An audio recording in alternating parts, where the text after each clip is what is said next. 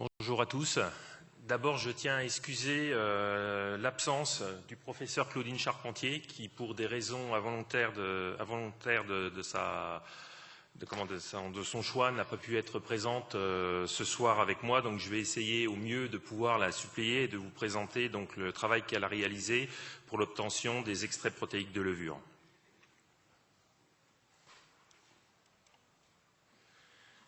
Donc on va parler des extraits protéiques de levure. On va voir 4 parties. D'abord une première partie, on va voir l'historique du projet. Ensuite, la partie qui a été réalisée justement par le professeur Claudine Charpentier, le choix de la levure et le travail de sélection qui a été réalisé sur la levure qui a permis l'obtention des extraits protéiques. Puis on verra assez rapidement un condensé sur la production industrielle et quelques essais de retour terrain. Au niveau de l'historique du projet, il a débuté autour de 3 constats. D'abord, la problématique de l'origine animale des protéines très controversée dans les années 96-2000, avec la maladie de l'ESB, aussi connue sous le nom de maladie de la vache folle, qui a abouti en fait au remplacement des gélatines d'origine bovine par des gélatines d'origine porcine. Ensuite est intervenue la problématique de l'étiquetage des produits allergènes qui sont utilisés pour le collage des vins, à savoir les casines, l'albumine d'œuf et l'isozyme. Et plus récemment, on s'aperçoit sur le terrain d'une volonté de certains pays, des pays dits nordiques, qui sont de plus en plus restrictifs vis-à-vis de l'utilisation des protéines d'origine animale, que ce soit aussi bien des gélatines d'origine porcine que des protéines d'origine de poisson comme la colle de poisson. Donc, fort de ces constats, on a donc choisi de trouver une alternative aux produits d'origine animale pour le collage des vins et on a opté donc pour le choix d'utiliser la levure comme source de protéines. Donc le projet a débuté il y a déjà de nombreuses années de par la collaboration qu'il y a eu entre Sofalab et l'UVV, l'Institut universitaire du vin et de la vigne de Dijon, au travers de l'équipe à l'époque du professeur Feuillat et de Claudine Charpentier, donc sur lequel on a travaillé déjà depuis de nombreuses années sur les dérivés de levure et en l'occurrence le professeur Feuillat avait montré l'intérêt de l'élevage sur lit et de l'intérêt justement des dérivés issus de la levure lors de l'autolyse des levures et de l'élevage sur lit. Donc au cours de ces premiers travaux, le professeur Feuillat avait validé en fait l'utilisation d'un produit qu'il appelait à l'époque le Nolisa, qui était un autolysa partiel de levure et dont on avait déjà remarqué un certain nombre de propriétés œnologiques intéressantes. À savoir que le produit, dans certaines conditions de vin, surtout sur les vins rouges extrêmement tanniques, on avait des propriétés de collage lorsqu'on utilisait ce produit sur ce type de vin. À savoir que quand je parle d'éléments de collage, je parle justement des 2 intérêts d'un collage, à savoir la clarification d'un vin et ensuite l'amélioration organoleptique de celui-ci.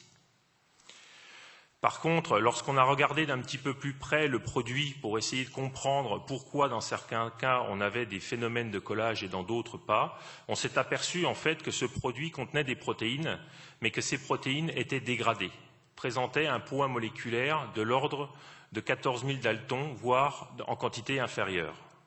Ceci a pu être mis en évidence par des électrophorèses, dont vous avez ici un modèle, et sur lequel vous avez à gauche la piste correspondant à l'autolysa développée par le professeur Feuillat et pour lequel en fait on voit une bande unique inférieure à 14 000 kilodaltons et qui explique les premières propriétés observées sur ce produit, c'est-à-dire de collage, mais par contre comme on est sur des protéines de bas poids moléculaire, il faut des conditions particulières sur les vins pour provoquer le collage, à savoir une charge en polyphénol et en tannin suffisante pour provoquer une coagulation du produit et donc une clarification. Ici, vous aviez justement quelques résultats d'essais qui ont été réalisés avec ce premier produit, cette première génération d'Autolysa, sur lequel on voit bien en première ligne l'impact de la turbidité en fonction de la dose, qui vont donc de 10 à 30 grammes hecto, et on voit qu'en fonction de la dose, on a bien un effet, le premier effet du collage, à savoir une clarification, puisqu'on passe d'une turbidité sur le 20 à 26 NTU à 9 NTU pour la dose à 30 grammes hecto. Et on voit donc le deuxième impact de l'effet du collage, à savoir l'amélioration du caractère organoleptique du vin, puisque quand on regarde les descriptifs aromatiques, sur le 20 témoin, on trouvait un vin avec un nez fermé, dur, avec une sécheresse au niveau de la bouche. Et la dose à 30 grammes hecto d'Autolysa partielle permettait d'augmenter, de clarifier et d'améliorer l'aspect organoleptique du produit, tant au niveau du nez par rapport à l'impact organoleptique, mais au niveau aromatique, qu'au niveau de l'impact sur les tanins, en diminuant la sécheresse et augmentant donc l'équilibre du vin. Donc on a bien vu que ce produit avait un intérêt, mais par contre il fallait revoir la copie dans le sens où c'était un produit qui était une première génération et il nous fallait un produit qui nous permettait de coller l'ensemble des vins et pas seulement les matrices extrêmement tanniques. D'où l'idée, c'était d'utiliser les protéines natives non dégradées de la levure pour créer un produit de collage. Donc pour ceci, on a réalisé un certain nombre d'expérimentations, dont justement le professeur Charpentier a grandement participé à ce travail. Donc l'objectif de cette expérimentation, c'était d'obtenir une souche de levure pour laquelle on pouvait induire une lyse avec une incubation autour de 37 degrés. Pourquoi cette température? Parce que c'était une température qui permettait à la fois d'obtenir une lyse correcte et en même temps de maintenir un contenu intracellulaire au niveau des protéines suffisant pour garder les protéines sous la forme native, c'est-à-dire supérieure à 15 000 kilodaltons. Donc pour ce faire, on avait plusieurs approches. Donc on a dû envisager déjà une étude bibliographique pour voir un petit peu qu'est-ce qui était fait au niveau des connaissances. Donc on avait une première approche qui concernait les manipulations génétiques, à savoir qu'un certain nombre d'articles avaient été édités montrant l'intérêt de la suppression ou de l'expression de certains gènes dans le métabolisme des levures conduisant à une gestion d'une autolyse programmée à 37 degrés. Donc on a un certain nombre d'éléments qui ont été publiés par le professeur Sebo-Lero, donc d'autres avec le professeur Alvarez et Molero, qui ont décrit justement des gènes particuliers nécessaires justement et capables de provoquer une lyse des levures à température programmée. Une autre approche était la mutagénèse dirigée. Cette fois-ci, on n'est plus sur de la mutation, sur de la manipulation génétique, mais on va utiliser en fait les UV, les ultraviolets, comme agents mutagènes sur les levures pour provoquer des mutations génétiques et rechercher les éléments qui nous intéressent. Donc là-dessus aussi, à l'époque, un certain nombre de publications étaient sorties, dont le professeur Gonzalez qui avait montré justement l'intérêt de l'irradiation des levures pour trouver des levures avec un contenu protéique relativement important ou des manoprotéines en quantité importante. Donc notre approche, puisqu'on avait les deux choix, s'est orientée vers le choix de la mutagénèse dirigée. Pourquoi? Tout simplement parce que autant la partie mutagénèse contrôlée, c'est-à-dire l'utilisation d'OGM est quelque chose d'intéressant parce que c'est quelque chose sur lequel on cible exactement le type de gène sur lequel on va intervenir. Donc c'est quelque chose qui permet une étude très fine justement de l'obtention de mutants. Par contre, le gros inconvénient, c'est qu'à l'heure actuelle, les consommateurs sont très opposés à l'utilisation d'OGM dans les aliments.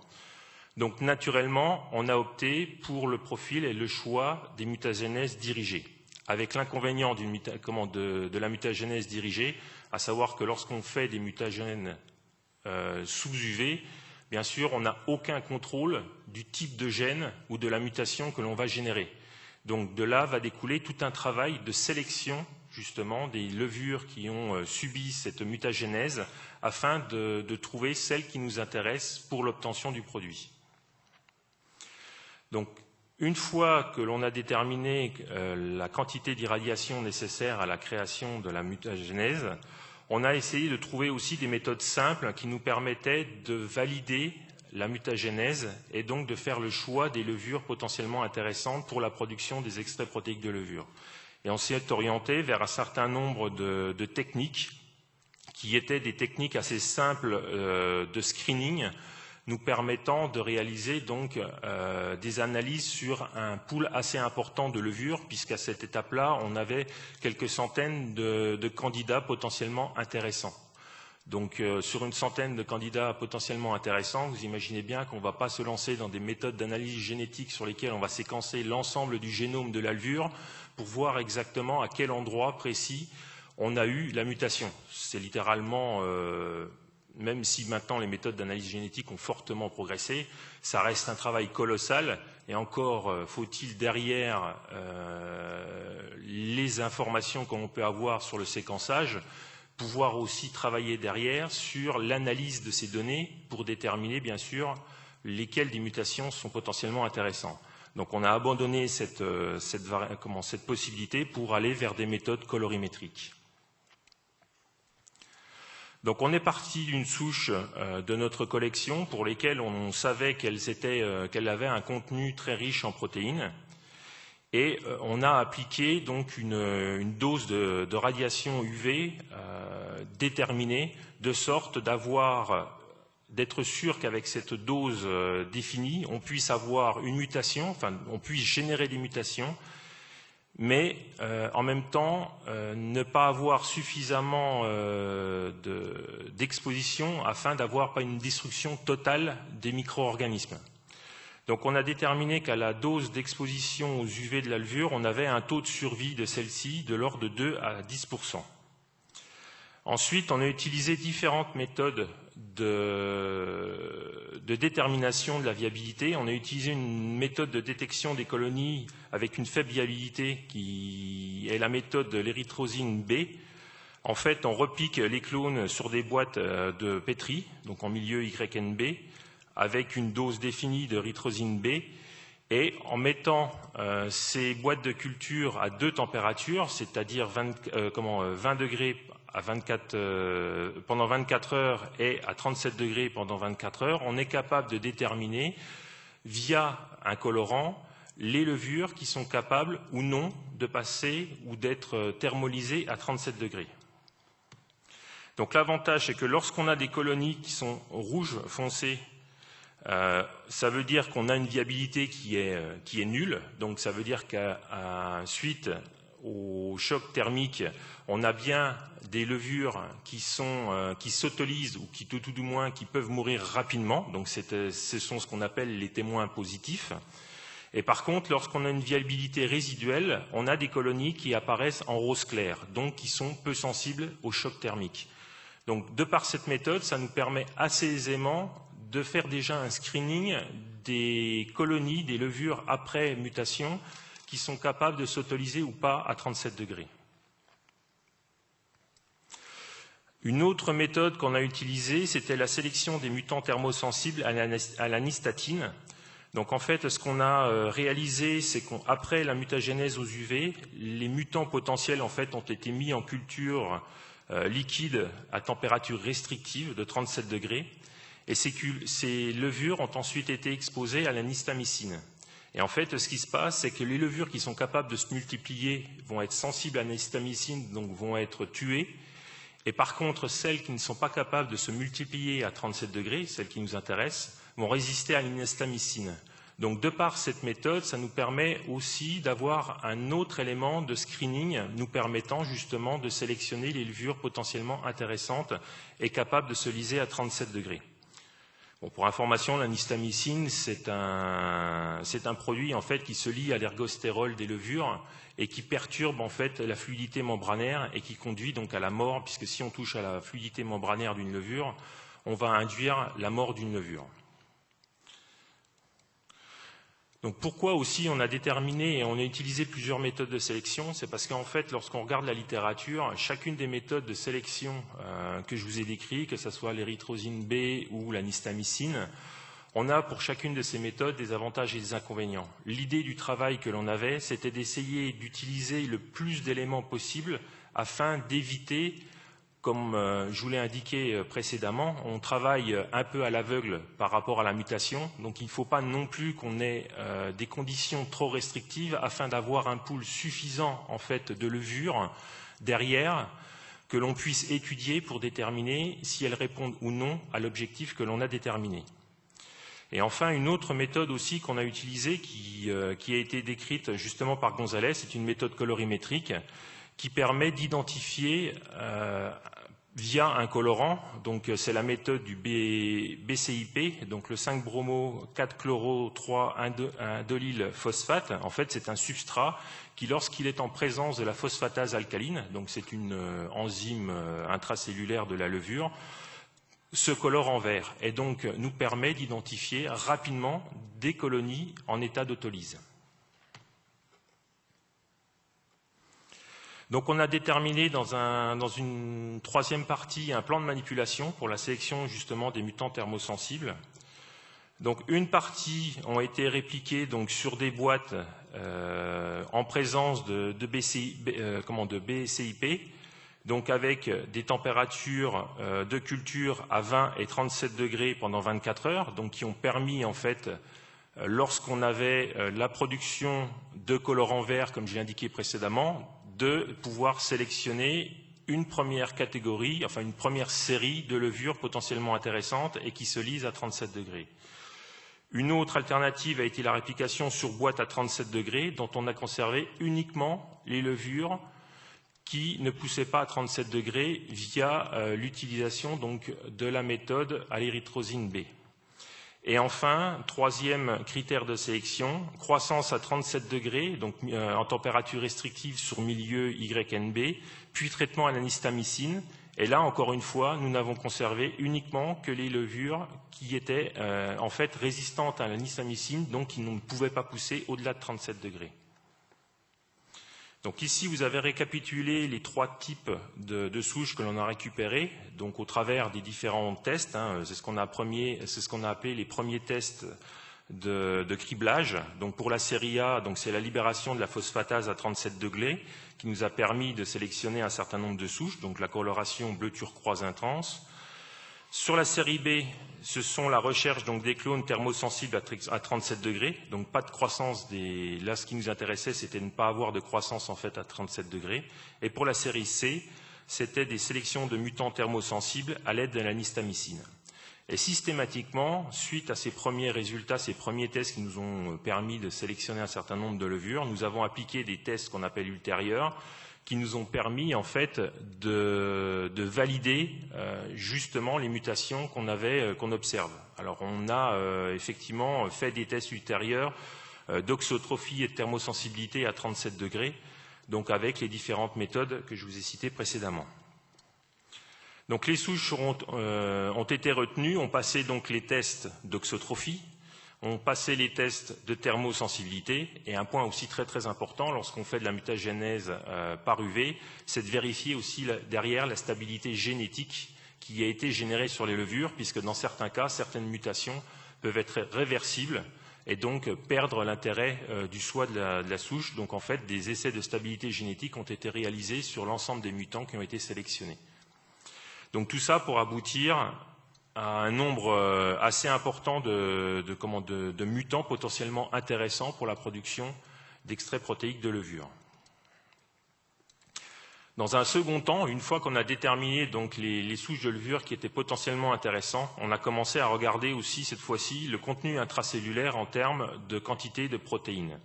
Donc on a déterminé les quantités de protéines via deux méthodes, la méthode de Lori, donc qui est une méthode assez ancienne, qui date de 1951, et aussi une méthode semi-quantitative via l'électrophorèse ZH-PAGE avec un système de lecture optique qui permet, en fonction de l'intensité des bandes récupérées, de déterminer des doses de protéines en référence à des marqueurs dont on connaissait les concentrations.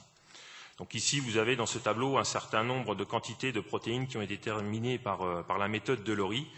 Donc on a toujours en référence la souche mère, et donc les souches de série A et B, dont on a isolé justement ici 2 souches qui étaient potentiellement intéressantes parce que bien supérieures à la souche mère. Sachant bien sûr que la souche mère, on n'a pas pu l'utiliser puisque ce n'était pas une souche qui était capable de se lyser et de conserver ses protéines à 37 degrés.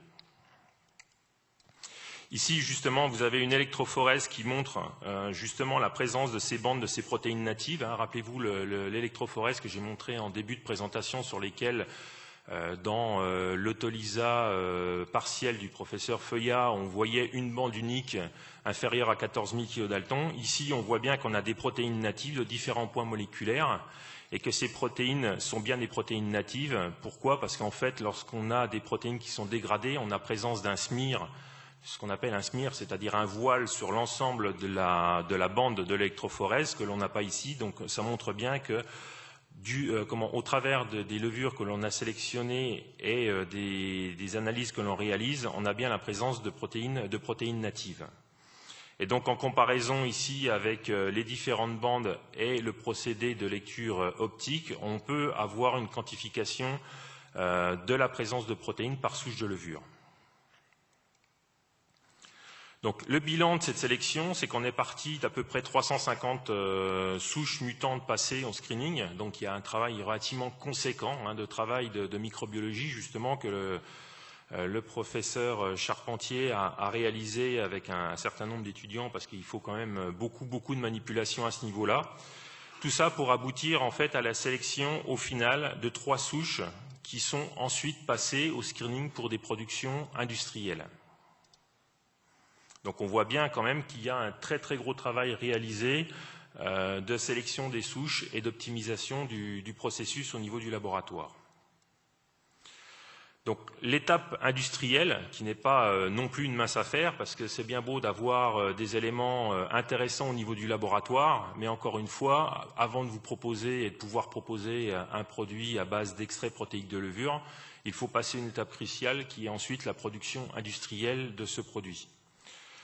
Donc les levures qui ont été retenues justement pour cette phase ont dû subir un certain nombre d'autres paramètres de production. Donc déjà le premier élément c'était de vérifier le rendement de production de biomasse.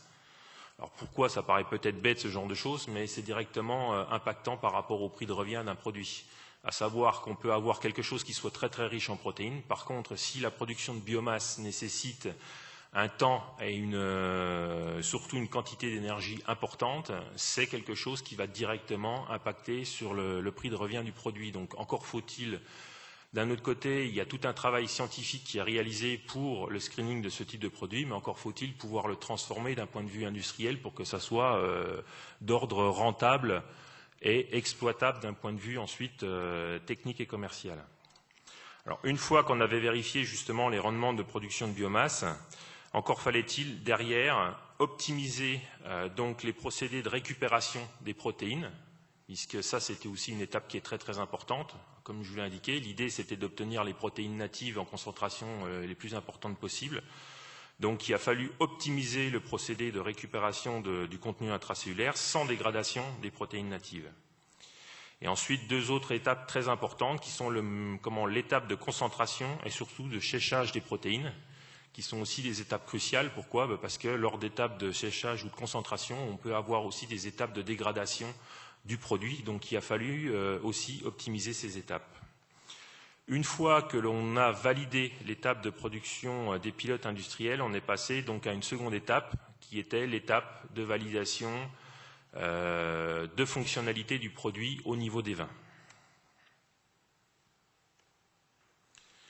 Donc, au niveau de la validation des pilotes de production, pareil, on a utilisé la méthode de l'électrophorèse qui nous permet en fait de vérifier visuellement et rapidement que l'on a bien des protéines natives, puisque chaque bande bien identifiée indique la présence de protéines natives, nous indique aussi qu'on a une richesse en protéines natives avec un poids moléculaire qui sont largement supérieurs à 14 000 kilodaltons, donc qui nous permettent de valider d'un point de vue industriel la production.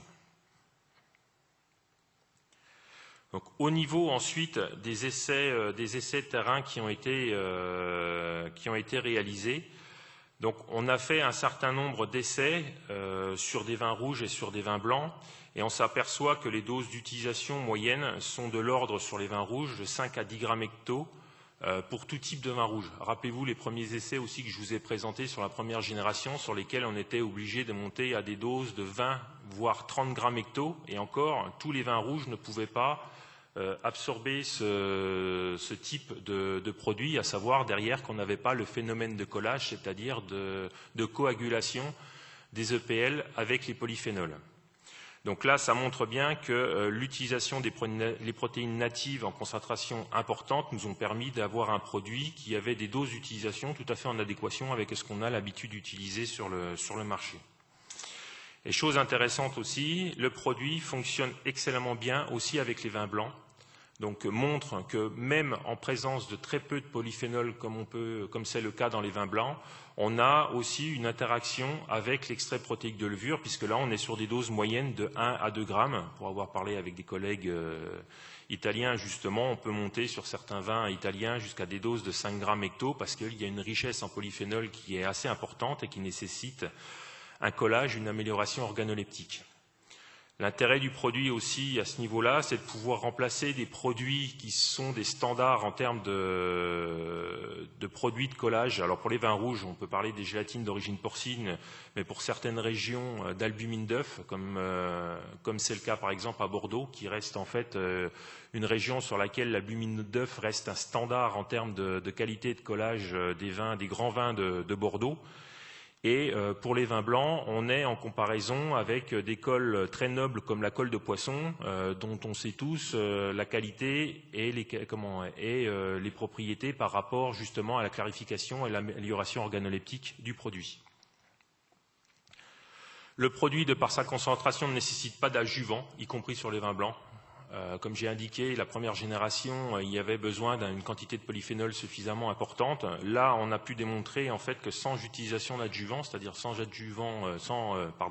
apport de tanins supplémentaires, on obtenait une qualité de collage tout à fait satisfaisante. Donc le produit en lui-même se suffit à lui-même, donc permet d'obtenir les deux caractéristiques du collage, à savoir la clarification et l'amélioration organoleptique. Donc, je vais vous présenter rapidement quelques essais. Donc ça, ce sont des essais terrain qui ont été réalisés justement avec l'extrait protéique de levure en comparaison avec de l'albumine d'œuf. Donc là, ici, on a l'impact du produit vis-à-vis de la turbidité sur un vin. Donc la dose ici d'albumine d'œuf utilisée était de 5 grammes hecto. Alors ça n'a pas été pris au hasard. En fait, il y a eu un premier essai qui a été réalisé afin de déterminer la dose optimale d'albumine d'œuf nécessaire sur ce vin pour avoir l'impact du collage optimum qui a été défini et donc à 5 grammes hecto. Et donc on a comparé 3 doses d'extrait protéique de levure à 5, 10 et 15 grammes hecto. Et sur les graphiques ici, on a essayé ça sur 2 vins. Donc en premier, sur le bleu foncé, en fait, il s'agit d'un vin de Syrah. Et sur le bleu clair que vous avez en arrière-plan, il s'agit d'un vin de Cabernet Sauvignon. Et on s'aperçoit que pour l'application clarification, avec des doses de l'ordre de 10 grammes hecto, on obtient un niveau de clarification qui est tout à fait en adéquation avec l'utilisation de 5 grammes hecto d'albumine d'œuf. Ensuite, on a regardé l'impact organoleptique du produit. Alors, vous avez en vert le témoin. Donc, ce qui ressort beaucoup sur le témoin, ce sont surtout la présence de tanins séchants et d'un manque de souplesse et d'une amertume assez prononcée. Donc on voit l'albumine d'œuf à 5 grammes hecto qui est en rouge, qui améliore significativement ses paramètres, que ce soit au niveau de la sécheresse des tanins, au niveau de l'amertume. Et on voit donc l'impact des 3 doses de PL à 5, 10 et 15 grammes hecto. Et on voit que l'EPL, en comparaison à l'albumine d'œuf, a pour certaines doses des améliorations meilleures encore que l'impact de l'albumine d'œuf en termes de diminution de l'astringence.